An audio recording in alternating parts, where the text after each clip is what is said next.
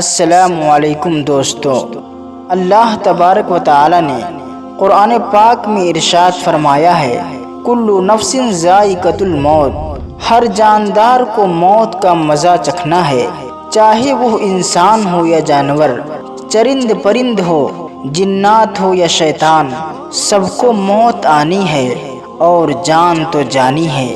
کوئی اپنے لیے آخرت کی تیاری کر کے مرتا ہے اور کوئی دنیا کو پانے کے چکر میں اپنی آخرت برباد کر لیتا ہے، مگر اللہ نے موقع سب کو برابر دیا ہے آخرت کی تیاری کرنے کی۔ تو پیارے دوستو، آج کی اس ویڈیو میں آپ کو دو چیزیں بتانے والا ہوں۔ نمبر 1، جب ایک انسان مرنے والا ہوتا ہے تو اس کے مرنے سے 40 دن پہلے کیا ہوتا ہے۔ نمبر 2، جب ایک انسان مرنے والا ہوتا ہے تو وہ سب کچھ بھول جاتا ہے، مگر وہ دو چیزیں کیا ہیں جنہیں انسان کبھی نہیں بھولتا ہے، انہیں ضرور یاد کرتا ہے مرتے وقت۔ یہ دو چیزیں ہیں جو آج کی اس ویڈیو میں آپ کو بتانے والا ہوں۔ تو چلیے دوستو، ویڈیو کو شروع کرتے ہیں۔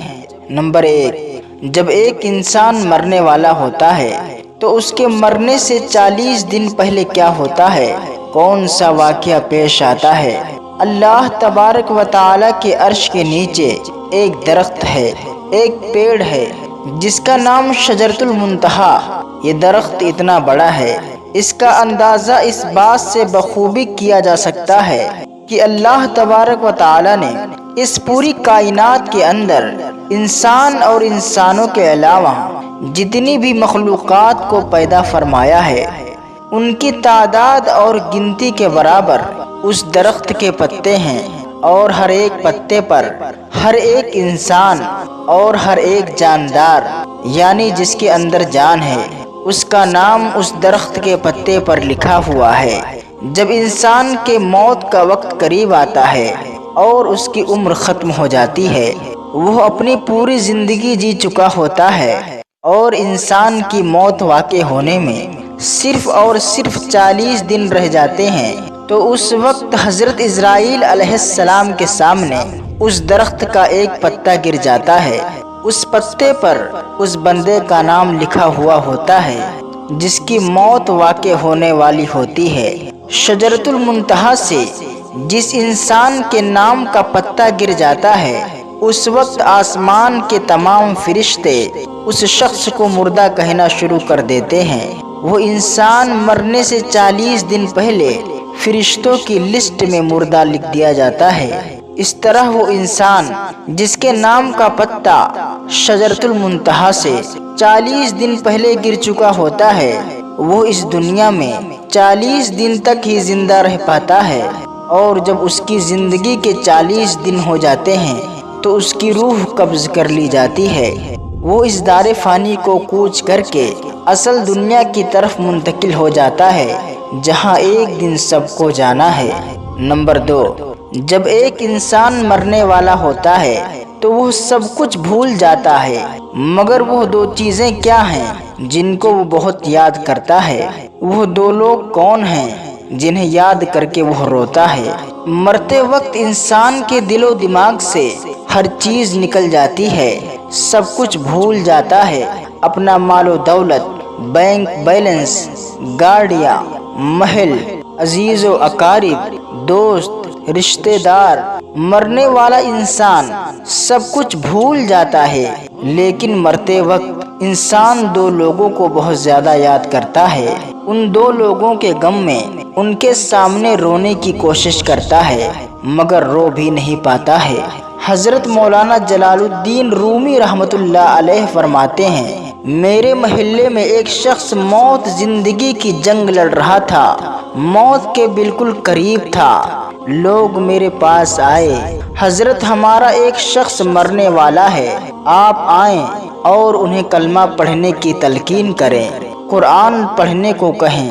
حضرت مولانا رومی رحمۃ اللہ علیہ فرماتے ہیں، میں اس مرنے والے کے پاس گیا اور اس کے پاس بیٹھ گیا۔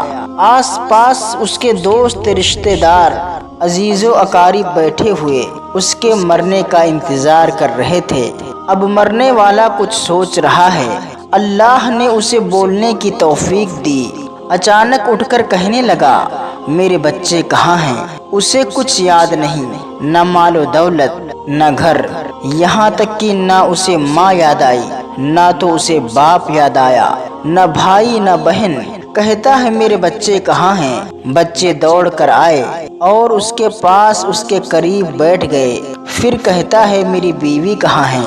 بیوی بھی آ گئی اور اس کے ساتھ بیٹھ گئی۔ پھر مرنے والا شخص کہتا ہے، تمہیں دیکھ کر میرا دل رو رہا ہے، سوچ رہا ہوں میرے مر جانے کے بعد میرے بچوں کا کیا ہوگا۔ انسان جب مرتے وقت بچوں کو دیکھتا ہے تو وہ یہ بھول جاتا ہے کہ میرے مرنے کے بعد میرا کیا ہوگا، مجھے قبر میں کن کن مصیبتوں کا سامنا کرنا پڑے گا۔ وہ یہ سب کچھ بالکل ہی بھول جاتا ہے اور صرف یہی سوچتا ہے کہ میرے مرنے کے بعد میرے بچوں کا کیا ہوگا، میرے مرنے کے بعد میرے بچوں کو کوئی کھانا پانی دے گا یا نہیں دے گا، میرے قریبیوں میں میری طرح ان کا کوئی خیال رکھے گا یا نہیں رکھے گا، میرے ان یتیم بچوں کی میری طرح کوئی فکر کرے گا یا نہیں کرے گا۔ اور بیوی سے کہنے لگا، میرے مرنے کے بعد میرے ان بچوں کو قرآن کی تعلیم ضرور دینا، ان کے منہ سے نکلا اللہ کا نام میری قبر کو نور سے بھر دے گا، ان کے منہ سے نکلا قرآن کا لفظ در لفظ میری قبر کو روشن کر دے گا، مجھے جہنم کی آگ سے دور کر دے گا۔ میرے ان بچوں کو قرآن کی تعلیم ضرور دینا۔ ہمارے معاشرے کو بھی ضرورت ہے کہ وہ اپنے بچوں کو قرآن کی تعلیم ضرور دیں، یہی قرآن آپ کے مرنے کے بعد قبر کی عذاب سے بچائے گی۔ اللہ تبارک و تعالی ہر مسلمان کو قرآن کو پڑھنے اور سیکھنے کی توفیق دے۔ تو پیارے دوستو، اگر ہماری یہ ویڈیو آپ کو پسند آئی ہو تو ہمارے چینل کو سبسکرائب ضرور کر دیں۔ اللہ حافظ۔